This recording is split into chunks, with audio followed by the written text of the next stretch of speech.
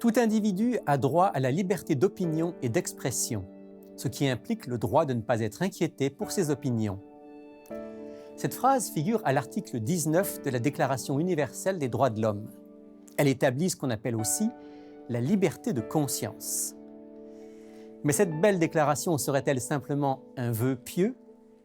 Qu'est-ce que la liberté de conscience? Et existe-t-elle vraiment dans le monde d'aujourd'hui?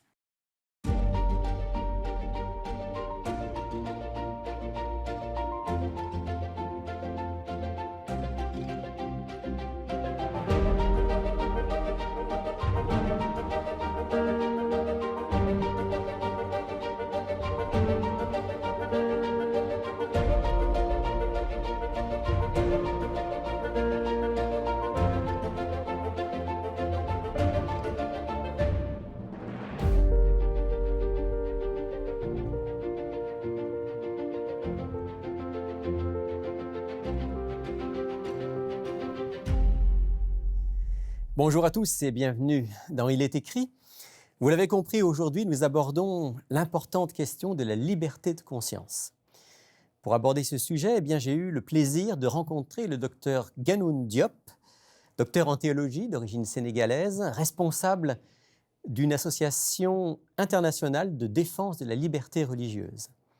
Nous nous sommes rencontrés entre deux réunions qu'il avait en Estrie. Nous étions dans la nature et là, autour d'une table, dans un entretien, il a partagé avec moi ses pensées, ses réflexions sur l'état actuel de la liberté de conscience dans le monde et sur ce que chacun d'entre nous pouvons faire pour la défendre. Ganoun Diop, bonjour. Bonjour, Ami. Merci d'avoir accepté de nous accorder quelques instants de votre temps. Avec beaucoup de joie. Pour parler de ce sujet tellement important qu'est la liberté de conscience, la liberté de religion. Vous parcourez le monde et vous avez l'occasion de voir un peu partout dans le monde comment on vit ou on ne vit pas cette liberté de conscience, cette liberté religieuse. Quel est l'état de la liberté religieuse dans notre monde aujourd'hui? En fait, selon les statistiques officielles, il y aurait plus de 5 milliards de personnes dans le monde qui ne bénéficient pas en fait de cette liberté de conscience, cette liberté de religion, qui veut dire d'ailleurs aussi la liberté de ne pas croire.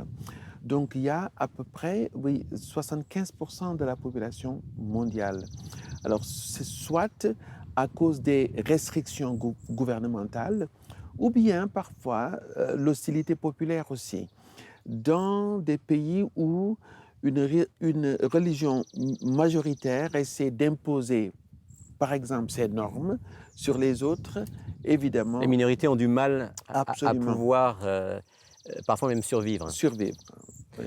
Est-ce qu'il y a des régions du monde qui sont plus touchées que d'autres? En fait, le problème de la liberté religieuse, c'est que c'est partout en même temps, avec des formes différentes. Évidemment, là où les gouvernements imposent une religion officielle, c'est beaucoup plus difficile pour les minorités qui ne sont pas adhérentes à cette religion officielle. Parce que forcément, nous, on pense tout de suite Corée du Nord, certains pays musulmans très durs, mais c'est plus large que ça. C'est beaucoup plus large. Parce qu'en fait, vous voyez, par exemple, il y a des pays où, si vous prenez le cas du Myanmar, par exemple, vous voyez, alors bon, c'est les bouddhistes, mais récemment, les musulmans ont eu du mal à exister, purement exister. Alors donc, il y a eu une migration importante, hein, n'est-ce pas, des centaines de milliers de personnes qui sont allées au Bangladesh, par exemple. Vous voyez, donc, et puis, ça prend des formes différentes. Mais évidemment, d'une manière tout à fait basique, la liberté religieuse ou la liberté de croire ou de ne pas croire, c'est en fait reconnu, hein, donc au niveau international. Par exemple, c'est une liberté qui est inscrite dans l'article 18 de la Déclaration universelle des droits de l'homme. Voilà.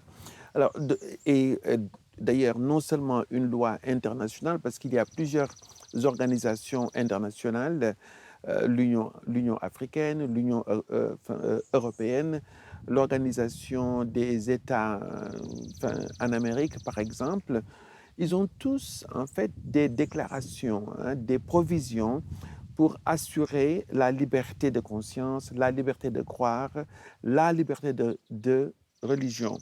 Mais le fait que ce soit dans la Constitution, ça ne garantit pas toujours A dans la ab réalité. absolument, et c'est ça le problème justement, et aussi c'est que beaucoup de gens comprennent la liberté religieuse d'une manière différente. Certains même pensent que bon, la liberté religieuse est en fait un outil de discrimination dans certains cas. Vous voyez, dans le cadre des États-Unis, il y a eu juste 2 ans de ça, un rapport est sorti pour dire que la liberté religieuse est en fait utilisée contre contre les autres libertés individuelles. Vous voyez. Il y a un Enfin, choc il y a entre les libertés. voilà un choc entre les libertés, mais c'est plus un choc d'interprétation, parce que en fait, c'est quoi la liberté Alors, religieuse, c'est hein? peut-être ça la question sur Ouais. laquelle il faut qu'on vienne maintenant. Comment est-ce que vous définiriez la liberté religieuse, liberté de conscience, je ne sais pas comment il faut dire. En fait, la liberté de conscience, bon, ce qu'on appelle communément la liberté religieuse est en fait une liberté fondamentale parmi les autres libertés fondamentales, la liberté d'expression, enfin, etc.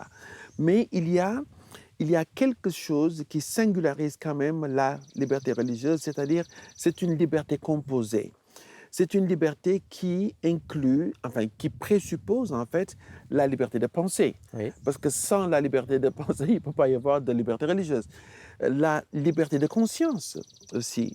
Et la liberté de conscience, en fait, fait partie de la conception morale de l'être humain, parce qu'on prend des décisions à partir de sa conscience et en fonction de ce que l'on juge est bien ou bien mauvais. Alors, donc, la liberté religieuse, une liberté composée donc, dirais-je, inclut la liberté de penser, la liberté de choix, la liberté de conscience, la liberté d'expression aussi, et bien entendu d'autres libertés comme la liberté d'association ou la liberté de se réunir avec les autres et aussi la liberté de partager ses croyances avec les autres, évidemment sans contrainte. Oui, parce que c'est là que souvent ça coince un peu plus. Facilement, on va parler de prosélytisme avec un sens négatif. Ouais, euh, et même dans nos sociétés dites libres ou libérales, ouais. parfois on a tendance à limiter la liberté religieuse en disant on ne peut pas euh, permettre que tel ou tel type de discours, par exemple, soit partagé sur la place publique. Mais en fait, la place publique est un espace ouvert. L'espace public est un espace où toutes les voix ont droit à avoir accès. Donc, il ne faut pas penser que la religion doit être exclue, par exemple, de l'espace public. Ça n'a pas de sens, car ce serait exclure les êtres humains qui ont des convictions profondes de l'espace public. Et à ce propos, je pense qu'il y a souvent un malentendu par rapport au concept de laïcité. Par exemple, que beaucoup jugent comme étant voilà, l'exclusion de la religion hors de l'espace public. Évidemment, il y a un concept extrêmement important qui est la séparation de l'Église et de l'État, En, c'est-à-dire en tant que défenseur de la liberté religieuse, vous êtes favorable à cette séparation? absolument, absolument, elle est nécessaire. La société ne peut pas être dirigée par des gens religieux, par exemple, ou inversement par des gens antireligieux. Non, c'est un espace commun. Et à à l'État réside la responsabilité justement de créer un multiculturalisme, une ambiance où chacun peut venir dans le respect des uns et des autres et partager. Une chose intéressante, la liberté religieuse inclut le droit de partager ses convictions avec les autres, mais ça doit être dans la persuasion pacifique, pas du tout dans la contrainte, Dans pas l'imposition? dans l'imposition, le prosélytisme qui manipule les autres, absolument pas. Mais les gens ont droit à partager leurs convictions, d'ailleurs, religieuses ou antireligieuses, dans l'espace public. Seulement, ça peut se faire avec civilité, dans le respect des autres, dans la dignité de la différence, par exemple. Donc, je crois qu'il est vraiment important de penser que la liberté religieuse, c'est pas seulement un droit dans ce sens-là. Mhm. Vous voyez, c'est pas seulement un droit qui, voilà, bon, j'ai droit, par exemple, d'adorer le dimanche ou d'adorer le samedi ou d'adorer un autre jour. Bon, ça, c'est un droit, c'est important. Alors certains se posent la question, est-ce qu'il y a des limites à la liberté religieuse? Parfois, on perçoit que euh, l'expression et l'expression parfois massive Mm. de la liberté, de culte, désir de pouvoir pratiquer comme on le veut, à un endroit, par exemple, qui n'est pas notre endroit d'origine, quand on pense aux immigrants, etc. Mm. Tout ça, ça crée dans l'esprit du public parfois le sens d'une menace. Est-ce qu'il y a des limites à la liberté religieuse? Si je veux que les gens respectent ma liberté, ma conscience, mon individualité, ben, je me dois de aussi respecter Celle des ces autres. mêmes droits, hein, n'est-ce pas, au niveau des autres. Et d'ailleurs, ça, c'est la part de responsabilité, justement. Cette dimension, c'est une dimension intégrante de la liberté, parce que la liberté, ce n'est pas seulement le droit de faire ce que je veux, quand je veux, où je veux. C'est aussi la conscience que l'autre a des droits et que je me dois, par solidarité, par décence, par civilité, de respecter l'autre dans sa dignité humaine. Parce qu'au fond, c'est la dignité humaine qui est vraiment le socle, le fondement de la liberté religieuse. C'est inscrit en nous. Absolument. En fait, cela participe à ce que ça veut dire être un être humain. Parce qu'un être humain, justement, donc, ne peut se définir que dans la mesure où cet être humain est libre de décider pour soi. Vous voyez, selon sa conscience, selon notre conscience. Et dans ce sens-là, en fait, c'est ça qui nous pousse au respect de l'autre. Ce n'est pas tant que moi, j'ai mes droits, non. J'ai mes droits dans la mesure où aussi les autres ont des droits. Donc, ma liberté crée aussi un espace de responsabilité. Mais il y a une autre dimension de la liberté religieuse qui est d'ailleurs liée à celle que nous venons d'évoquer. C'est-à-dire, la liberté religieuse, c'est aussi une liberté contre la violence subie. Qu'est-ce que vous entendez par une liberté contre? Alors, en fait, c'est une liberté qui doit nous assurer que nous n'allons pas être violés dans notre intégrité corporelle, physique, dans notre intégrité émotionnelle, dans notre intégrité intellectuelle et sociale. Par exemple, le fait que quelqu'un puisse avoir une liberté religieuse, une liberté de croire, de penser, cette personne a besoin d'être respectée, non pas par condescendance, mais par solidarité. Et je pense que c'est là où les gens doivent élargir notre conception, nous devons élargir notre conception de liberté religieuse qui inclut en fait le droit à la dignité, le droit d'être respecté dans mon individualité, dans ma personne, en fait. Alors, c'est à cause de ça, c'est la liberté contre la violence, c'est la liberté contre, la violence subie, c'est la liberté contre le fait d'être humilié par les autres, parce que nous croyons différemment, par exemple. Et c'est aussi la liberté de ne pas être persécuté à cause de la croyance. Donc, il y a beaucoup plus dans la liberté religieuse que les gens entendent parfois. Alors, quand on parle de liberté de conscience, de liberté religieuse, on pense souvent gouvernement, État, organisation internationale, mais finalement, c'est quelque chose qui doit nous préoccuper chacun individuellement. Qu'est-ce qu'on peut faire chacun personnellement pour contribuer à développer cette culture dont vous parlez du respect de la liberté de chacun? En fait, la liberté religieuse, en fin de compte, doit devenir un style de vie dans nos relations avec les autres. Intéressant, j'avais juste écrit un petit passage ici à ce propos. Voyez, l'adhésion à cette liberté devient en fait un style de vie dans la manière d'être en relation avec les autres. Elle évite de contraindre. Elle accepte d'être vulnérable. Elle propose au lieu d'imposer. Elle laisse toujours à l'autre un espace de décision, une dignité à la différence, le pouvoir de dire oui et non. En fait, elle ne manipule pas pour gagner un avantage sur l'autre. Donc, vous voyez, je parlais de style de vie dans l'attitude. En fait, la liberté religieuse, bien compris, nous amène à mieux respecter les autres êtres humains. Ce qui est en jeu est beaucoup plus que simplement mon droit d'adorer comme je l'entends, par exemple. C'est important ce que vous dites. Dans ce que vous avez lu, vous avez parlé de ne pas manipuler. Parce que finalement, même à l'intérieur d'une société où la liberté religieuse est reconnue, finalement, dans le monde religieux, on peut parfois manipuler. Je suis pasteur, je côtoie d'autres pasteurs, et je me rends compte que parfois, on peut utiliser des arguments religieux, même des arguments bibliques, pour manipuler. Oui, mais justement, c'est là où je pense il faut faire attention et adhérer vraiment à l'honnêteté et non pas à l'hypocrisie. Vous savez, surtout dans le monde religieux, je pense qu'il y a un élément important, j'ai parlé de dignité.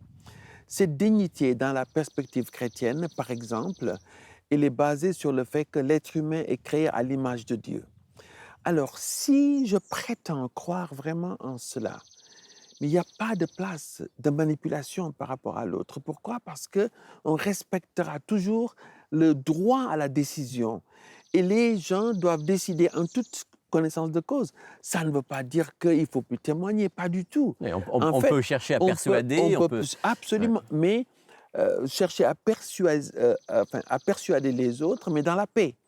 Hein. C'est d'ailleurs ce que j'appelle la persuasion pacifique, où l'autre a toujours le droit de dire non, ou bien le droit d'être en désaccord, justement. Oui, parce que sinon, c'est en fait manipuler l'autre, c'est mépriser l'autre, moi, je dirais. Alors, je sais que c'est très tentant dans le monde religieux, avec une ferveur, fougue, de pouvoir prêcher aux autres, mais il faut qu'on fasse attention aussi de respecter. Parce que et l'exemple de Dieu, de Jésus dans ce sens-là, je pense, est vraiment est important. parce que Jésus n'a jamais rien imposé, Il même à ses l'imposait disciples. Il leur a même proposé à un absolument moment s'il voulait pas partir. partir. Absolument, absolument. Si quelqu'un veut être mon disciple, donc il y a cette condition qui est basée sur la liberté de l'autre. En fait, je crois que plus profondément, la liberté religieuse, en fait, trouve son enracinement en Dieu. Parce que Dieu est libre. En fait, le seul être, dans la perspective, bien sûr, de la foi Biblique. biblique, qui est complètement libre parce qu'il est autonome. Il ne dépend pas du matériel pour exister comme nous. J'ai besoin de boire, j'ai besoin de manger. Et pourtant, ce Dieu qui est libre a décidé de donner le premier cadeau. Moi, j'appelle ça le don primordial, c'est le don de la liberté. Hein?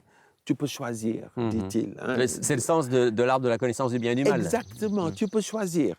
Voilà, je mets devant toi la vie et la mort, mais choisis la vie. Alors, donc, c'est cette liberté. Mais pourquoi cette liberté? Parce qu'en fait, la liberté est un prérequis à l'amour. Sans la liberté, il ne peut pas y avoir l'amour. Oui. Parce que l'amour ne se force pas. On ne peut pas venir et dire à quelqu'un, eh bien, tu dois m'aimer. Non, parce que par définition, l'amour doit être Choisi une décision, librement. absolument, une décision personnelle.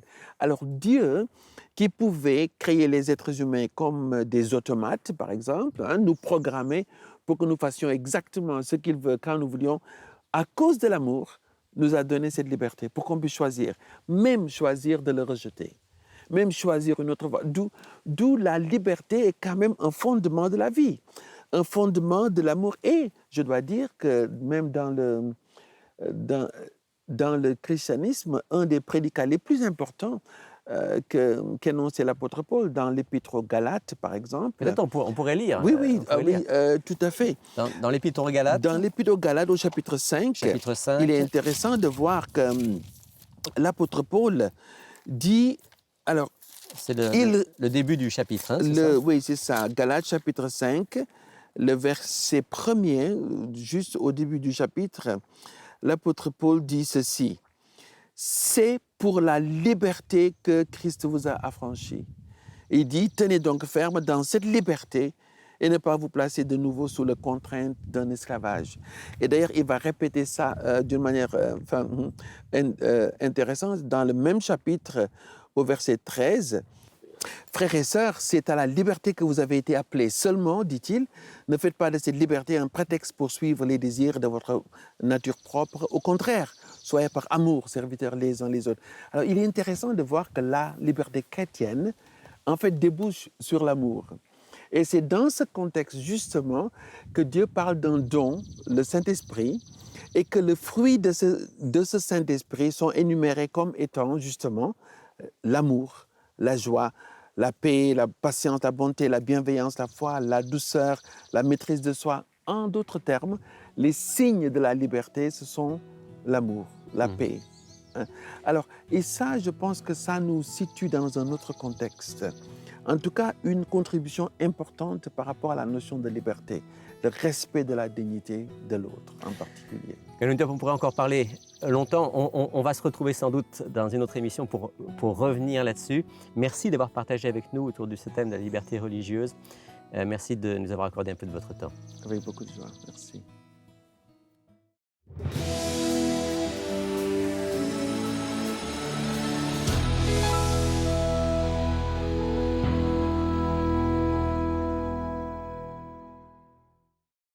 De retour dans le studio, j'ai le plaisir aujourd'hui d'accueillir mon amie France. Bonjour France. Bonjour Rémi.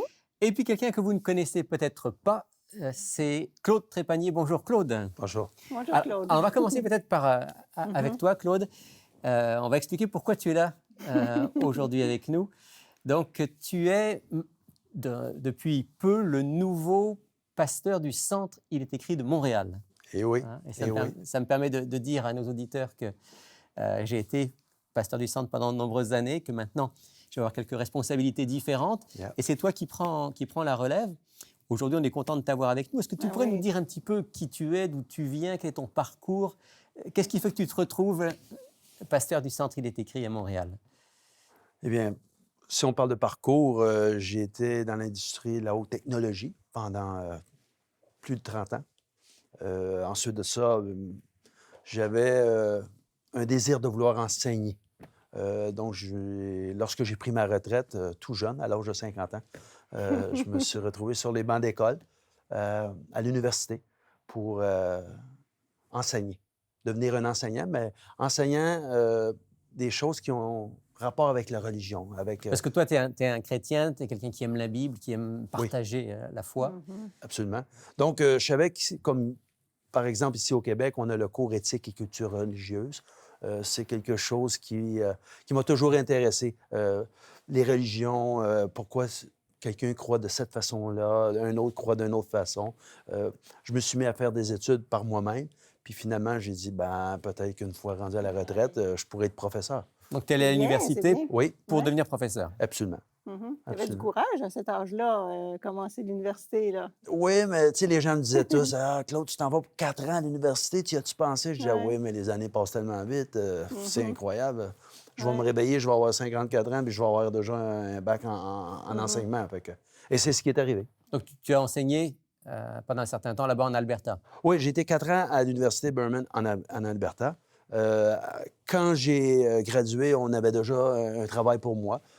J'enseignais la 10e année, 11e année, 12e année, tout ce qui était les études sociales, les études religieuses. Et une fois ma première année complétée, il y a quelqu'un qui a pensé qu'il y avait un Québécois qui était en Alberta qui devrait être ici au Québec avec eux autres. Ils m'ont proposé un poste. Puis, Donc, on t'a proposé de pouvoir revenir au Québec pour être en quelque sorte pasteur associé. Oui, pasteur associé, ouvrier biblique pour commencer, donner des enseignements bibliques à des adultes plutôt qu'à des jeunes, parce qu'il y a beaucoup d'adultes qui sont à la recherche de savoir ce que la Bible dit en réalité n'ont jamais vraiment compris autre que la Bible est un livre vraiment Mystérieux. mystérieux. C'est ça.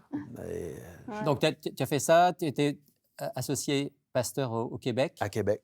Mhm. et maintenant te voilà au Centre Il est écrit De Montréal. en responsable donc de ce Ouais. centre. Comment est-ce que tu vis ça, cette nouvelle transition? Écoutez, moi, j'ai un texte que j'aime beaucoup dans la parole de Dieu parce qu'on est ici à en parler il est écrit, la parole de Dieu nous enseigne dans Genèse, chapitre 18 et le verset 14. On dit à Abraham, y a-t-il quoi que ce soit qui soit surprenant venant de la part de l'Éternel? Ma vie a toujours été comme ça. Y a-t-il quoi que ce soit qui soit surprenant pour moi de travailler, finir ma carrière à titre de directeur, me retrouver sur des bancs d'école à devenir professeur, soudainement me ramasser à Québec, dans la capitale nationale, pour donner des études bibliques aux gens, et ensuite de ça, devenir associé pasteur, comme tu disais. Puis là, qu'on me demande de venir au Centre Il est écrit, ben là, y a-t-il quoi que ce soit qui soit surprenant?